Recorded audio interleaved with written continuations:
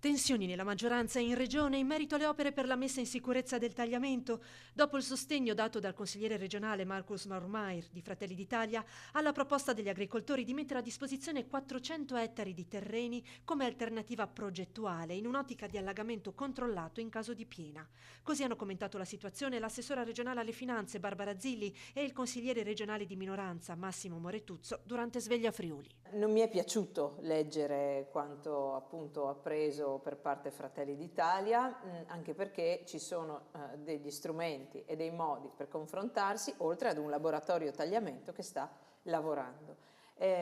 Mi dispiacerebbe che un tema così sensibile, così cruciale per il futuro della nostra gente sia usato per finalità elettorali o politiche.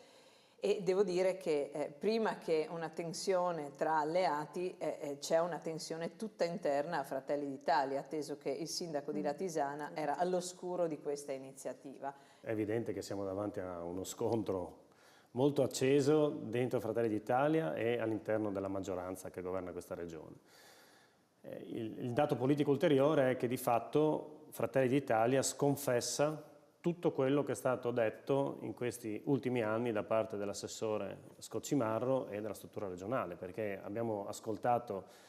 a più riprese posizioni che dicevano l'unica soluzione per mettere in sicurezza la Tisana e il basso corso del fiume è la traversa più o meno mobile, insomma con le opere correlate